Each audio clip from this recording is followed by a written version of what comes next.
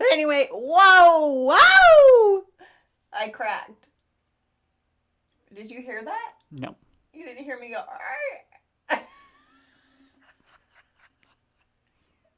Nope.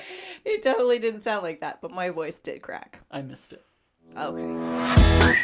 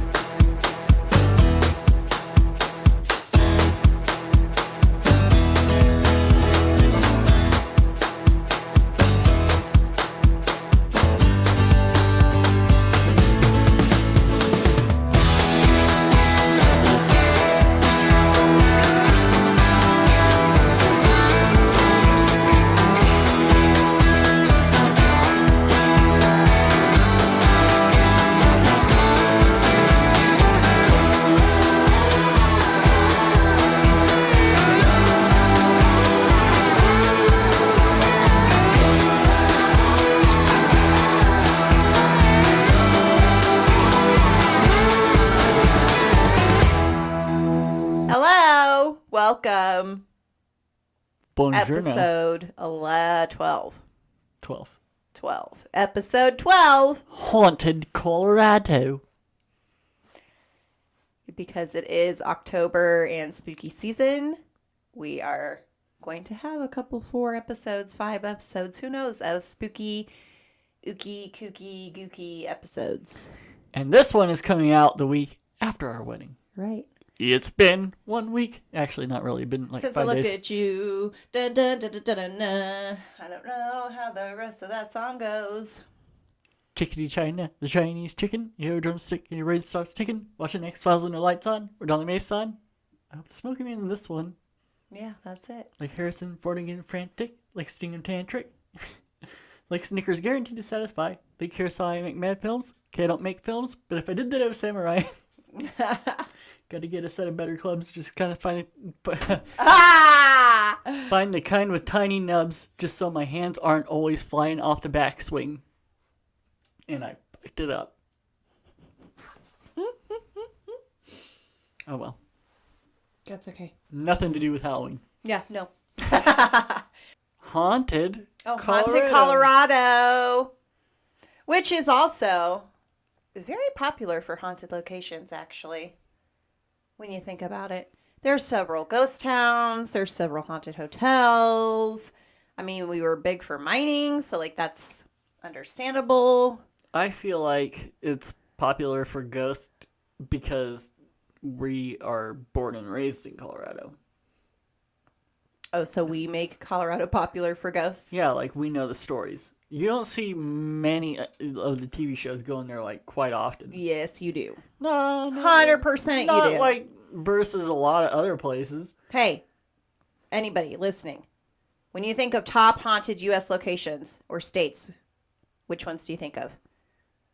Bet New Orleans, Colorado. You're only saying that because of Stanley. Well, hello. Unpopular opinion, Stanley is overrated. Second that opinion, actually. I've been there multiple times. It's a blast.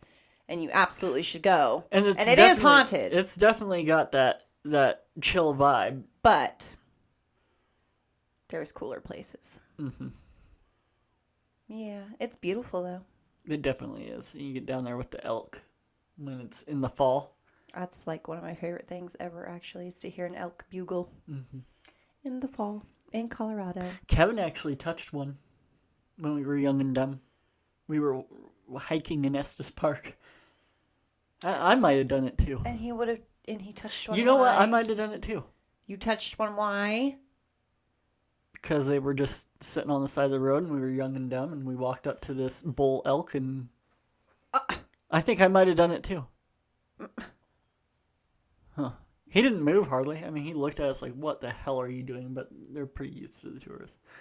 But we got lucky because like Don't touch the elk. We're talking a fairly large bull. Like he had to be at least 6 or 7 points on each side. Fun fact, my grandfather held the record for the bowls in Colorado for like 30 years. Your dad did tell me that. Yeah. That's pretty awesome. And elk jerky is pretty delicious. Oh, I don't like it. Oh, God, she's going to go vegan on me. Anyways, back on track. Or not at this point, because if you've been listening this far, you know we don't kind do of know track. us, but We go 4-wheel drive all over the place, baby. So haunted Colorado. Just like New Orleans, we've got some personal experiences, some personal things we want to talk about regarding this. And then just some cool spots in Colorado that you should absolutely check out if you are into this kind of thing. Look at our ghosts. We're so proud of our little ghosts in the background. I probably have more personal experiences around Colorado than you do because amateur paranormal investigating around. So, Agreed. I mean, I'll probably let you do your thing on the personal experiences because I can't really zero down to one. Well, which location should we start with? Whichever one you want. Just start with your personal experiences, and then I'll go into the history of them, and then later on I'll just break down a couple other places. And then I'll mention maybe a couple that I've been to where I've had experiences, but not like... Well, shall we start with one of our favorite places in the whole world that we were going to get married at because we love it so much? The Hotel Colorado. Yeah, is that where you're going? In Glenwood Springs. Mm-hmm. Look it up. It's amazing. President stayed there. Do you want me to do the history behind it and then you can do your personal? Either way. Okay, so because I did on this one, I did a lot more history because it is our home state, so we didn't really have, and it's also harder to come down to just a few places in Colorado versus a few places in New Orleans because Colorado is much bigger than just the city. Than just one city, that's true. So, all right, well, Hotel Colorado, number 1 on our list. Built in 1893 by silver baron Walter Devereux. Devereux? Mm-hmm. Devereux? Yeah, something. That's so good. You're so good. The hotel has been used as a temporary White House. Yeah. And Naval Hospital. Yeah. Totally can feel that. I'll tell you about that. / place of healing. They had it labeled as that. Well, I mean, supposedly the wasn't there something to do with like the air and the That would be Estes, but yes, mountain air. But you're thinking about the tuberculosis and being prescribed. And they send people to Colorado. That's actually Estes. Oh, nice. Okay, I do have that labeled for the Stanely when we talk about Stanely. Look at me. Yep. So, even though it is nearly 1,000 miles from the nearest ocean, it was worked in as that hospital from July 5th, 1943 to sometime in 1946. So about 3 years it was a naval hospital. That's not very long. Mainly because of the hot springs. Oh, yeah. Healing attributes. Not very long. Look it up. It's amazing. Those hot springs are connected almost right to it. That's 2 years after we entered the war. And it was a year after the war ended. 2 years. No? Yeah, depending on when you think. When, Germany pulled out and then when we dropped the bomb on Japan. Well, drop bombs. Anyways.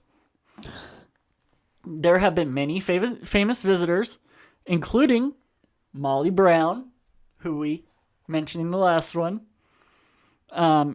She has a suite up there with her namesake on it now. We'll also mention in this one. Well, because she has her house there. President William Howard Taft. Yep. Who denied making use of the hot springs. Oh, sure. No, he stated, "I found it's much better for a man of my size to not bathe in public."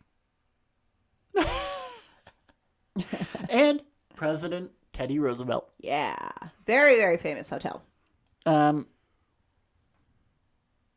According to legend, the world's most irresistible toy, the teddy bear, Oh, yeah. was invented in Colorado Yeah.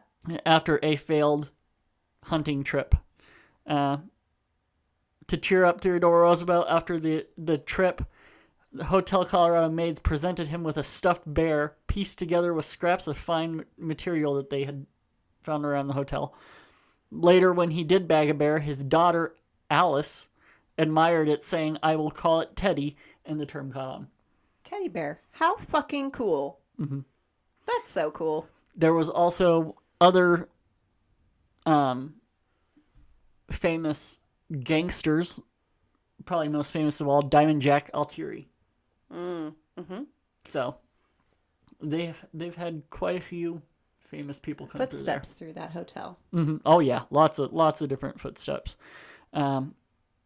People report EMF fluctuations, phantom knocks, and voices, and stuff being moved.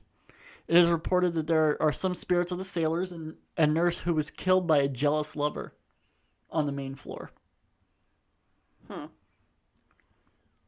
Guests in the rooms between the 3rd and 5th floors, which is where you had your experience. We were down on the 3rd floor, actually. Are you sure it was the 3rd floor? It was the 3rd floor. Okay. Because we were down the floor and we were staying on the 4th. Oh, yeah.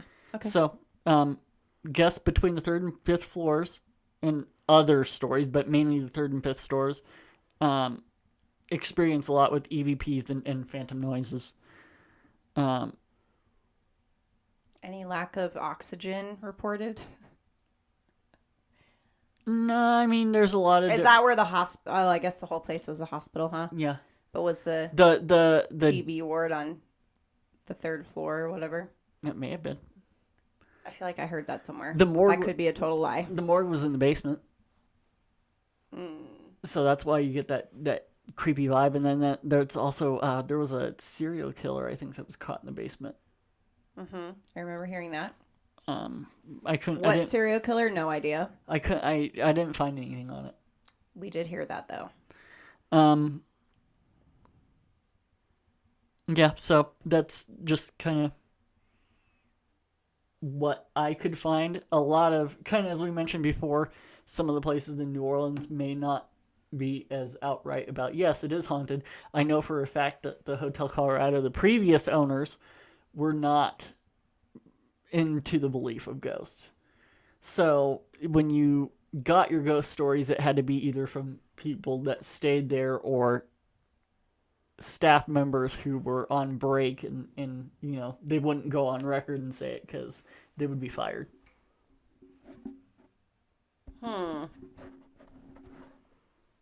So not many like official that you can find online, but I mean, we had several experiences.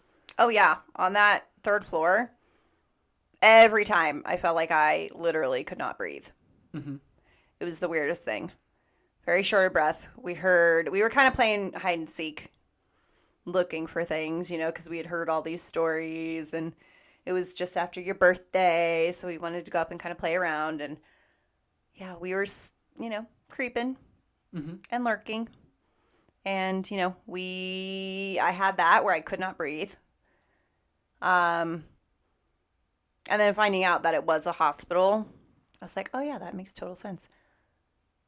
And then the knocks, we get a lot of knocks, which is very interesting. That knock scared the crap out of you, though. It was right when you stuck your head to because I went to because I thought I heard something. And was it a room? It was a room that didn't have a handle, so it's no longer a room. They closed it off. They closed it off. So, nobody was staying in this room. It wasn't a room anymore. You couldn't, stay in it. And I swear I heard something move, and, I went to put my ear to the door to, see if I could listen in, and there was, this... It definitely... This loud couple, knock, knock on the door scared the shit out of me. I was standing next to you. You didn't touch the door. I can verify that. And I heard the knock myself, not being against the door. I heard it, so... Yeah, that was... And then I was like, let's go. Yeah, so... So next time, we need to bring our... I almost want to say equipment, but we're not that. But we can up there. I mean, see if we can I've get. taken equipment up there. Yeah. So I've gotten EMF fluctuations, trying to get pictures. I've gotten orbs, that sort of thing. Mm-hmm. There is one of the towers that the guests were gracious enough to let us go in there. We were just playing around. And they were like, yeah, cool, come on in, whatever. And I got the word fell. Oh, so it was because I have to remember, this is like 2018. I started to feel... That's not that long ago. I started to feel like a pain in my neck. And then we went to the bottom of these stairs from the tower, and I got the word fell. Couldn't find anything about any, like, to make sense of it, anything like that. But talking with staff, there was apparently a little girl in the 30s that had fallen off the balcony. In the 30s? Yeah. What'd the voice sound like? It was on like an ovulus. So it was on a word bank. You didn't have a voice. So I got the word fell. And anyways, this little girl fell from, was it 5 stories? The mother, seeing the little girl fall, turned around. So the little girl did pass away. Ran to go get the little girl, tripped down the stairs and broke her neck. I was going to say, and then she fell too, didn't she? Yep, she broke her neck. Oh, what a fucking awful. At the bottom of the stairs where I got the word fell. And at the top of the stairs where I was getting that pain in my neck. So I've gotten some weird stuff there myself. Yeah, that place is fun. It's beautiful. It's beautiful. It's old. Can't beat the view at Christmas time. Yeah, I was just going to say that. And then when it's nice and cold and you get that snowstorm, it's right in front of that, the hot springs. Go down, enjoy the hot springs. Just picture yourself in the hot springs, in the snow, in the mountains, in Glenwood Springs, Colorado. When it's snowy and cold, you have all that, the steam just rising off those hot springs. Because I think it's like 104, 105. Beautiful. Yeah, I think 104. Naturally. 104, something like that. Yeah, so you just sit there and like you have it, and you can see just the backdrop of the mountain. And the hotel, and oh my God. Oh, the hotel to the right. Ugh. So gorgeous. Beautiful. Do it in the wintertime. Yeah. Or the summertime, whatever. I mean, yeah, definitely. But you would enjoy it more summer. in the wintertime. It's more of a more of an experience, I think. Yeah, I would recommend. I mean, a lot of people go to Glenwood for breweries as well. Yeah. So there is also a spot up there called Hanging Lake that has some of the most clear crystal water I've ever seen in my entire life. And it's a lake. If you're in for a hike. And it's a hike. Yeah. It's a bitch of a hike, actually. Which is interesting because it's not that hard of a hike, but like I'm just saying, it's a hard hike. If you're sending somebody there in the spring or summer, I would say go see Hanging Lake. And also, no matter what, when you go, definitely go, A, ghost hunt, and B, go chill in the hot springs. Yes.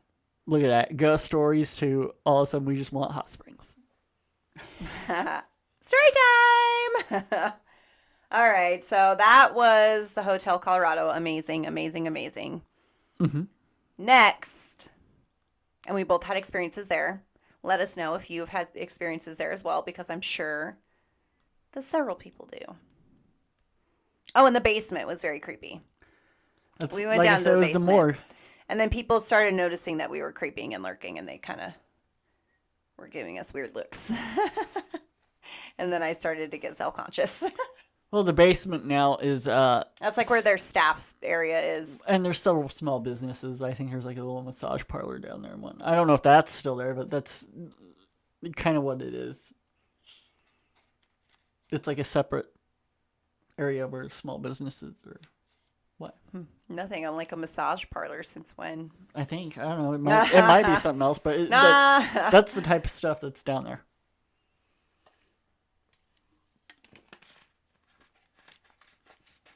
Can I help thee? Nope.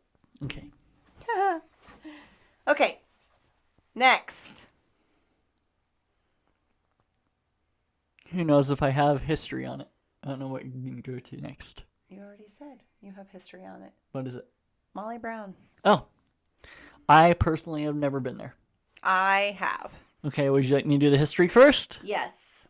Molly Brown's mansion in Denver, Colorado. Number 2. I actually, doing research for this, I am a Molly Brown fan. Oh, yeah. She was a beast. She was a hell of a lady. I mean, yeah, born in Missouri. Do you know that?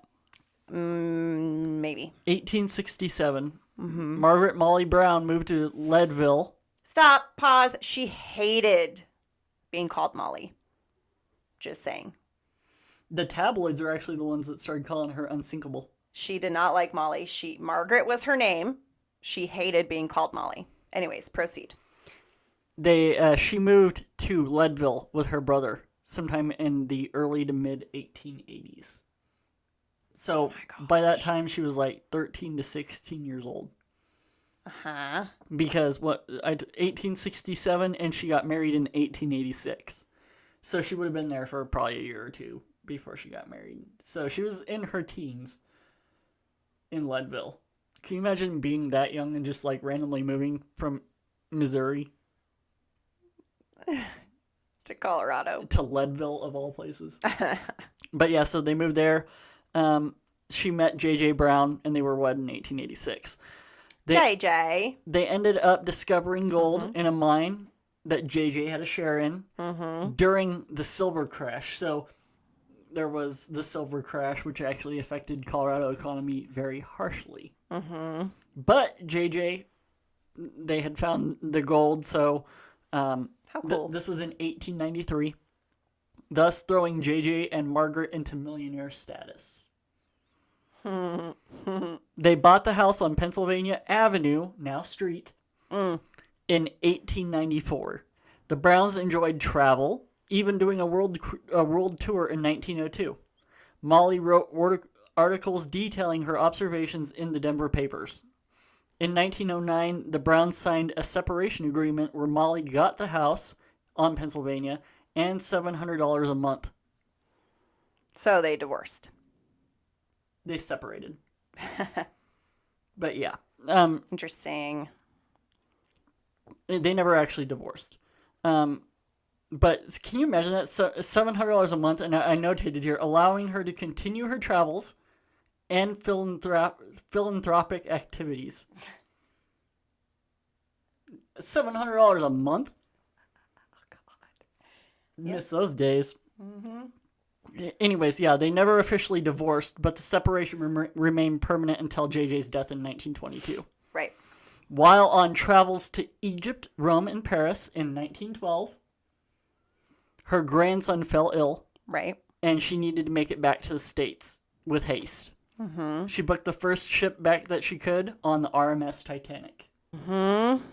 She did attain fame for her actions in assisting other survivors during the incident, including, I didn't notate here, but while on the Carpathia, she took up a collection for the poorer guests and was able to raise $10,000. See? What a woman. Yeah. What a good woman. So for the incident, she used this fame also to advocate for things that she thought was right, including minors' rights, after many women in Colorado wrote her to attain her help since their loved ones were on strike, which the strike ultimately led to a conflict where private guards and miners broke into violence and left 20 dead. Margaret was seen as an ally for both sides because the rich elites trusted her. She's so, yeah. But also the women, So, she did pass away in her sleep in 1932, but it was not in the house. It was not in that house, which is why I don't think she's there. Yeah. Everybody swears that Margaret, excuse me. Slap my hand, Molly. Everybody swears that she's there, and I don't know. And that's what I notated. The house boasts cold spots, lights turning on and off, and the smell of cigar smoke, which everyone says is JJ. Some claim Molly is there. Everyone agrees JJ is present. Oh, yeah. And there's also stories of ghostly servants. So everybody can pretty much agree that JJ and servants are there. Only some people claim Molly's there. And I took my mother for a brunch for her birthday. Was it a brunch? I don't remember. Maybe we did the brunch before and then we went to her house. But anyways, my mom was a huge fan. And I can see why. She was a hell of a woman. yeah. Because like I said, even on that, like she raised $10,000. You were just on a ship that sank and like froze thousands of people. You watched a bunch of people die. And then you're going to turn around and raise money for the less fortunate. Mm-hmm. Like, hell yeah, good for her. Yeah, she was a good lady. And then, so I couldn't verify it, so that's why I didn't put it on here. But the unsinkable part in the tabloid came off of a legend that states when she came off the ship, she said, "Typical brown luck, you can't sink me or you can't kill me," something along those lines. And then so the tabloids called her the unsinkable Molly Brown. Yeah. I feel like I might have read that too. But yeah. But it could not be verified. So Right. And, sounds like something she would say. Yeah, but and then when like it was brought to her attention, she kind of brushed it off. Like they brought it to her attention that tabloids were using her name, and she was like, "Do I care?" Use it for good. But yeah, so I took my mom there because she was a big fan. You can do tours of this house, but they have certain areas blocked off, and I was so tempted to sneak away and just kind of explore. I didn't, but I wanted to. However,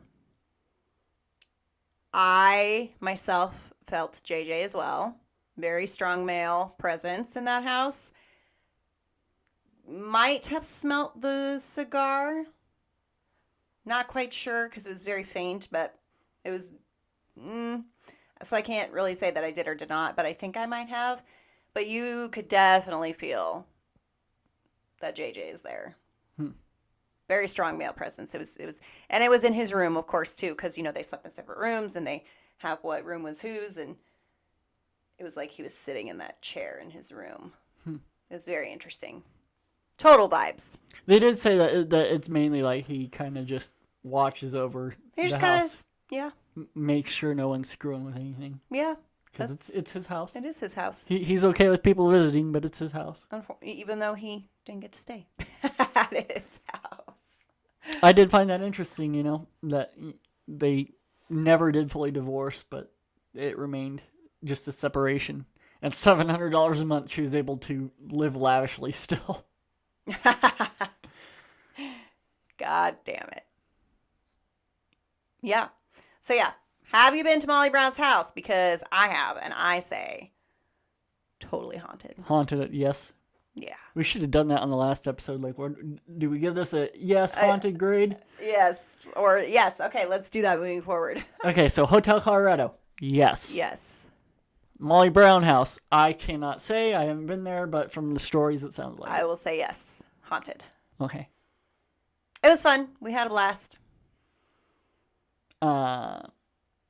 You can tour it. Go do it. Yeah. If you're in Denver and a fan. Or just, it's a cool old house. What about, do you have any other spots that you've been to that you know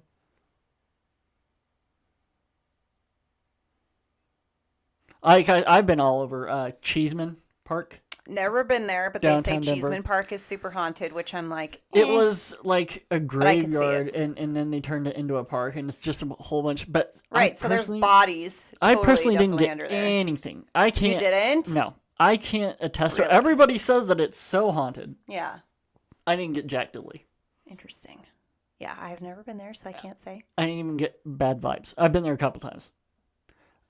There's a place out east of Aurora called Third Bridge. Heard of that. I found that one to be more haunted. Phantom, Native American drums, that sort of thing that you would hear. People also report the sort of thing like handprints and stuff on the car. That sort of Wah, wah. sort of weird stuff. Oh yeah, not pervert. No, I was thinking more of that Ghost Adventures episode where they totally disproved that. Oh, on the van going down the hill? Mm-hmm. Yeah, no, not pushing. They don't claim that the cars get pushed or anything. It's just like a handprint will appear on your window, that sort of thing. You haven't been there. Don't knock it till you try it. I've seen the handprint. Just randomly form on the window. I think Micah was with me, actually. And we both did hear the drums. Micah and I have both been there a couple times. There is that Target in Arvada, right off Kipling. Very nice Target. Yeah. It used to be a, like, I don't want to say asylum. It's like a kids home, basically, but for wayward kids and that sort of thing. And we did get a child's voice coming through saying Micah's name. Ew. Yeah, that was pretty cool. I mean, not you, but you know.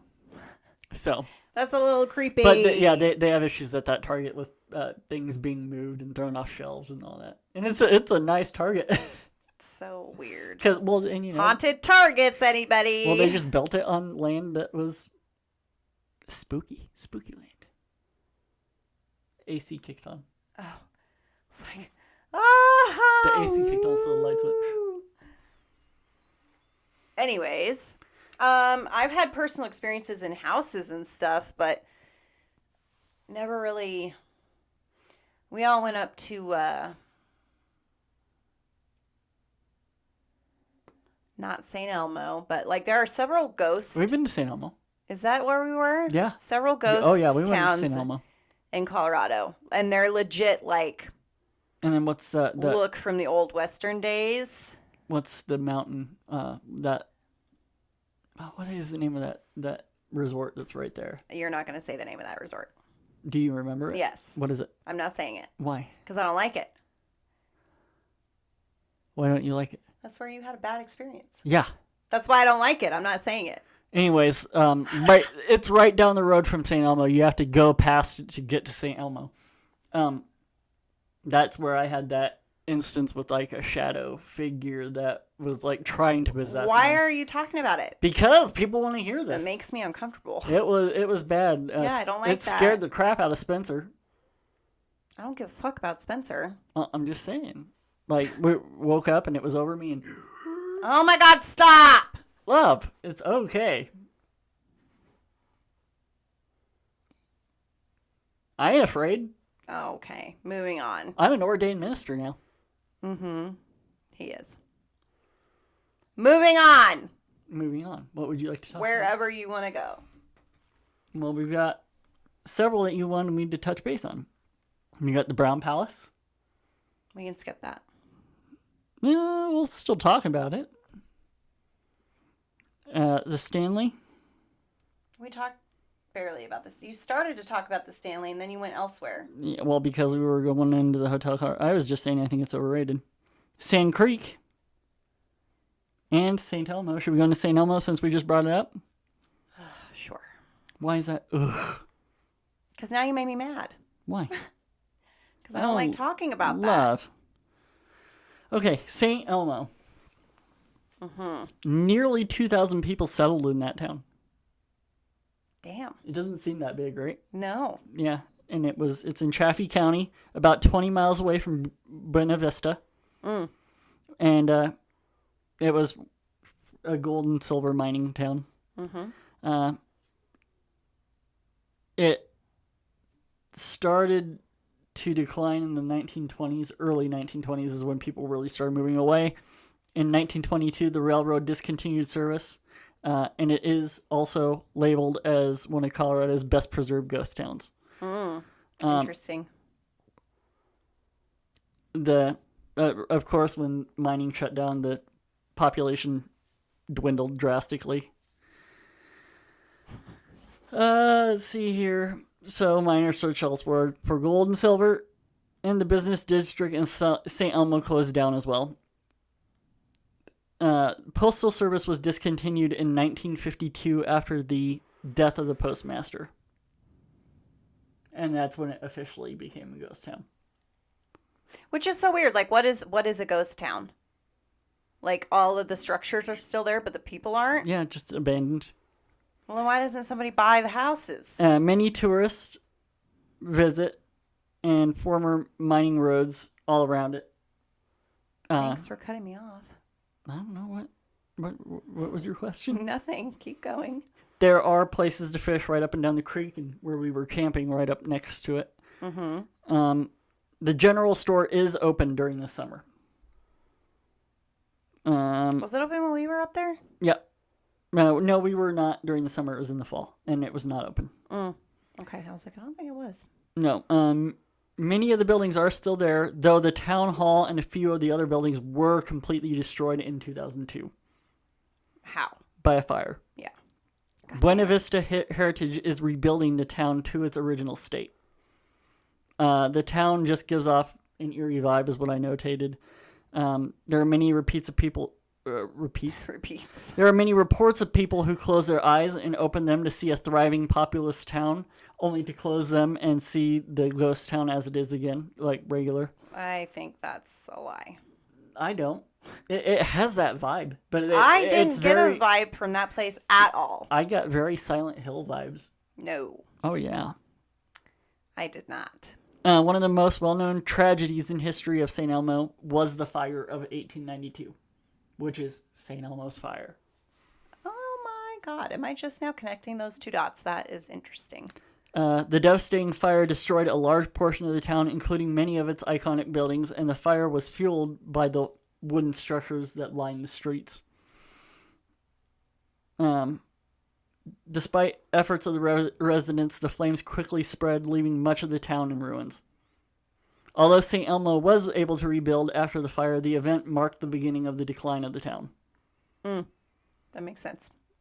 Many visitors and locals report ghostly sightings of unexplained phenomenon in the town, which is like, closing your eyes, and residents that have never left. So former residents, while others hear disembodied voices and footsteps echoing through the empty streets. I didn't hear shit. So that's a no from you? That's a no. That's a no from me. I think it's all in people's heads. I'm giving it a maybe. It definitely has that vibe. I mean, it could. And there was that one building you would not leave alone. Okay, that one building was weird. I felt like somebody was watching me from that one building. But other than that, I didn't hear shit. Are we going Spaceballs? We ain't found shit. Yeah. Okay. But it's cool. It's cool. It's a hell of a drive to get up there, though. You better be ready to four-wheel and climb and go camping. It's good. It's a good camping trip. It was. It was fun. And it was cool to see. It was very cool. It was very interesting because it's in the middle of nowhere. Again, in the mountains of Colorado. So, yeah, no. But no. Brown Palace. Another hotel. I've been to. Never been there. It just feels old. I wanted to go. And that's probably why people think it's haunted. You don't think so? I don't.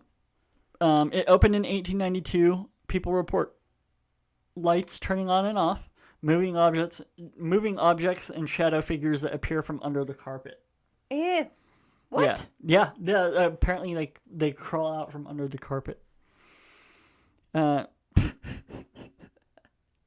Really, there's not one specific event. I could go through and list for the Hotel Colorado and that sort of thing and how it was open, or anything interesting like that to me. So you. There are also many resident spirits, such as a conductor, because it used to be like a train station right around in there. Right. So there is a conductor, Louise Crawford Hill, who refuses to check out of her room in room 904, even for renovations. So when they were doing renovations, she was very mischievous. Not happy. Yeah. And some of the service and entertainment staff, such as a waiter, kind of like our waiter in the Café du Monde in New Orleans, and then also some musicians. A four-member band of musicians are reported in the San Marco dining room from time to time that aren't really there. They'll start a set and just... So that's a maybe because I've never been. For me, it's probably kind of more like, say, I could see it being haunted. But nothing's it's happened never, for you to say, oh my God, it's haunted. Yeah, it never stuck out to me. Okay. We can do... What do I have? Sand Creek or Stanley? I was going to say, let's hop back over to Stanley and keep doing hotels, because there's several old original hotels that are still around.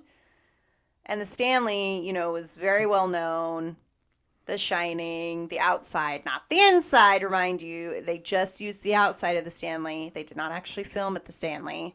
No, but it is what inspired Stephen King to write it. Right. But people tend to confuse the two. So, use the outside for the picture, but it was not filmed at Stanley. Inside, it definitely doesn't look. He did stay there, and you have to book his room. I have it. Years out. Notated. And I went there a couple times, actually. Once with Taylor. We had a good time, but nothing really happened. That's what I can say. You get vibes. And then the second time that I went with my mom, the downstairs bathroom, the ladies' bathroom downstairs, where it's got... And this could have just been the flooring that was playing tricks on me, but it was like a... Mosaic. Because remember, it was that whole downstairs was like checkered. Mm-hmm. Do you remember that? Mm-hmm. That tripped me out, and it felt weird being down there. Like, I don't know if it was the flooring or what, but it definitely. I felt like there was something down there in that ladies' bathroom. I'm not saying there's not something there. Yeah, I think. In fact, I've gotten EMS spikes. We've gotten some EVPs. Well, then that's proof right there. But the evidence I've collected at Hotel Colorado excites me way more than the Stanley, and that's why I say it's overrated. I'm not saying it's not haunted. I just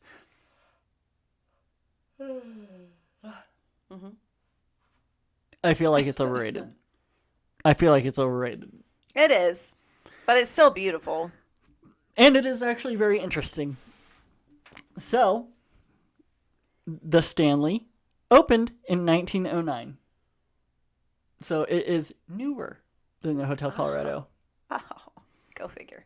It was built by F.O. Stanley of Stanley Motor Carriage Company.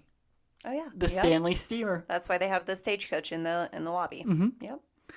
It was built to be a resort and health retreat for the elite, and suffers of pulmonary tuberculosis. Yeah, that's so fucking weird. Stanley himself survived the disease in 1903 by moving to Denver in March and then Estes Park over the summer. Yeah. So he started so basically what it was is scientifically it made sense. The drier climate of the air. So like sucked your lungs dry? Yeah, going up higher. And it being drier and being higher, it actually did help with tuberculosis. So there was scientific reasoning behind it. They just didn't know why. Yeah. But it was prescribed. So he moved to Denver in March, and then over the summer went to Estes, stayed in cabins there, but he was not impressed. So he's like, let me build this nice ass hotel. He started. So he was so grateful. Oh, yeah, by 1904, 1907 1904, 1905 that he was surviving, he promised to return. So he returned again in 1906. Still was like, I'm actually not feeling this place. So he started construction in 1907 after vowing to return every year in appreciation of his full recovery. And not being satisfied with rustic accommodations that were present. Accounts of things moving, full-bodied apparitions, disembodied voices, and being touched is the haunted reputation. It's got a haunted reputation built on probable facts and anecdotal evidence and speculation. See, that's me putting in there that I'm just... You're a skeptic, but a huge believer. It's so fun. Room 217. That's Stephen King's room. Yep. Was the one King stayed in that gave him the nightmare in the 70s that led to writing The Shining. There is a maid who stayed in that room. No, not stayed. There is a maid that is in that room. I think I wrote down her name too. Like, this is a really interesting story. She frequents the room. She caused an explosion in the room not long after it opened in 1909. She caused the explosion in 1911. That blew up 10% of the hotel. Why? So the Stanley had gas lanterns installed in each room, and there was a buildup of gas in that room. And the head chambermaid, Elizabeth Wilson, entered and struck a match, which caused the explosion. So she didn't know. No, and it sent her flying to the first floor. She broke both of her ankles and went into a coma. Oh no! But she returned to service in 1913, and after waking from the coma, and remained employed until 1950. Holy hell! Yeah, she is known to make the bed while people are still sleeping. I could see that. I could see her. Yeah. And that is, like I said, the same room that he had his nightmare in, and he woke up, and by the time he laid back down, he had the outline of The Shining already done. Other notable mentions are possible children, a pastry chef, and the fact that there is a pet cemetery on site. Oh. So people do see pets. I want to see a pet. Interesting. So, Little ghost dog. I found that really interesting why it came to be and that sort of thing, So yeah, go check out the Stanley. It's very well known, probably one of the most famous hotels in the world, or in the States at least, because of the movie The Shining. Mm-hmm. It's worth it. It's definitely worth it. It's a cool spot. Let us know. I want to know. Yeah, what do you think? Because we're a little... I think it's haunted. I think it could be. I think it's overrated. I think it's way too much attention. It could be. We watched Trans-Allegheny. Yeah. Definitely way more haunted. But everybody knows the name of the Stanley. Everybody who knows anything about paranormal knows about Trans-Allegheny. Yeah, but that's what I'm saying. Like, people that don't know paranormal, you would think. Yeah. Anyway, so that was... Yes, I'll say it's haunted, but... Yeah, definitely haunted, but overrated. Jesus Christ. Amen. And then last on my list of history, because we're already up there, the Sand Creek Massacre. I made him talk about this one because it's an outdoor I'm interested. It's an outdoor one? It's an outdoor site that I want to go to. It's in Eads. Well, not in Eads. It's right outside Eads. Eads, Colorado. And... which is in the southeast. Right. So it's on the plains. It's not in the mountains. Go ahead. And you probably don't know, because we both do want to go to this one just to experience it. We just got to get Micah out here to go. Yes. Our buddy Micah. Shout out Micah. So, November 29th, 1864 is the date of the massacre. Colonel John Shivington massacred a peaceful group of Cheyenne Native Americans that were in the area. Chief Black Kettle and some Arapaho leaders accepted an agreement, basically. An agreement. Yeah. Isn't that what I said? No. An agreement. Moving their tribes to reservations February 8th of that year. Tensions arose because there were other tribes around the areas that they did not represent. So basically, these other natives were like, hey, they're speaking on our behalf. We didn't give them permission to. Okay. So that's kicking off. People are getting mad. There's violence between the Indians and the local cavalry. Anyways, violence.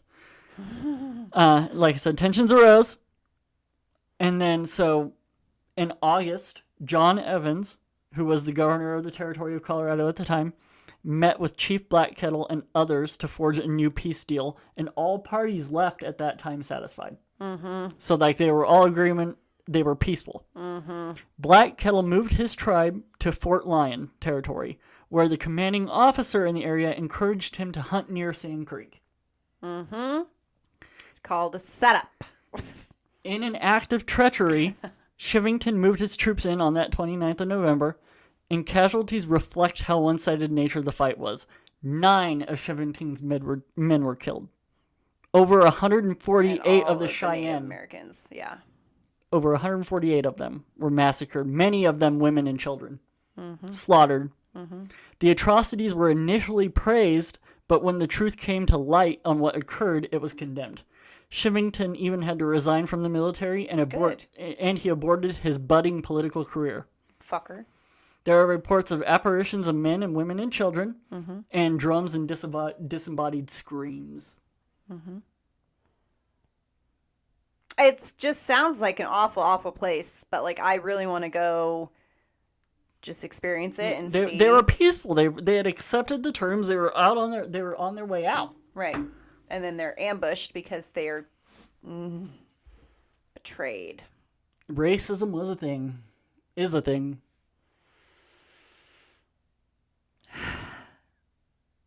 So yeah, that's supposed to be very haunted. But not a lot of people make the drive all the fuck way out in the middle of nowhere, Colorado. No, but if you are passing through on your way from Texas to Denver, Yep. you can pass right through it. It'll say Sand Creek Massacre that way. Highway 287, I think. Yeah. So, definitely keep an eye out. Go to that one. We'll make our way to that one. We'll let you know if we find anything. Yeah. If you've already been, let us know what you're experiencing. Let us know because we want to know because we want to go. Definitely. You know? Word. Word to your mother, brother. Never mind. So we can't really say yes or no to that one either. There's not been a lot of like experiences out there. It hasn't been investigated very much. What is your like feeling on outdoor hauntings? I just don't get a lot from. I don't know why, but maybe I'll let you know when we go to Sand Creek. I am in belief of outdoor hauntings because I don't believe it is confined. Like, I don't believe a haunting has to be confined. No. It is the blood that is spilt on the land. Right. Land tells a story. Mother Earth tells a story, okay? The reason buildings get haunted is because there's so much emotion that is boxed in. Like walls, yeah. But when it's on fertile ground and blood being spilt, I think it can be haunted. I would agree. I just have yet to experience anything like That might be like super intense regarding outdoor. When I was in the oil field in Wyoming, it's just totally off topic. It's probably my first experience outdoor. Because I was like 19.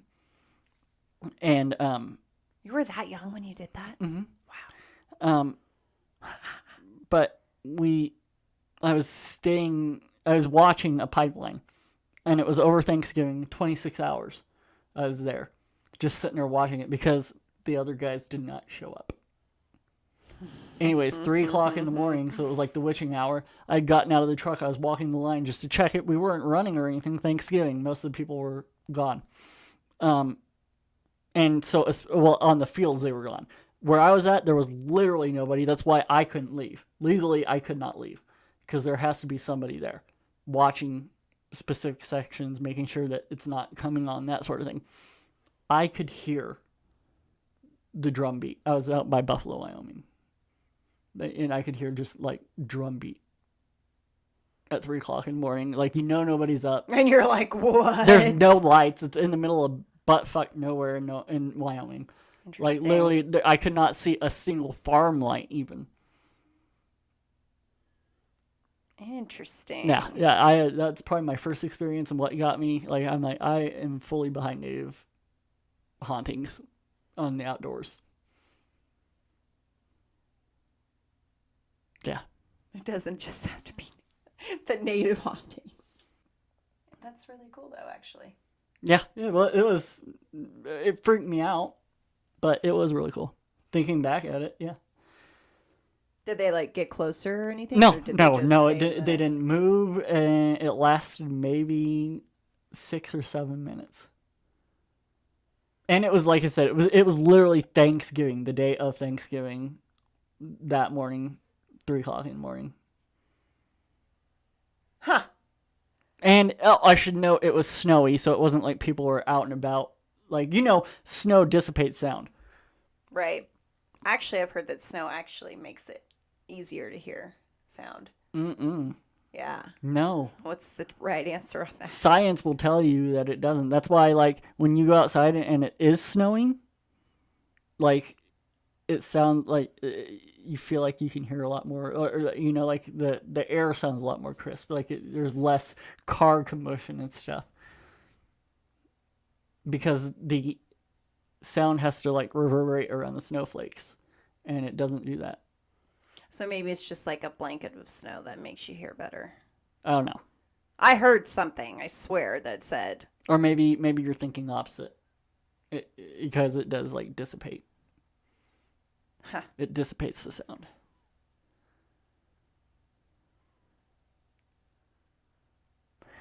What? Well, Haunted Colorado, that was it. Let us know if you enjoyed today's episode.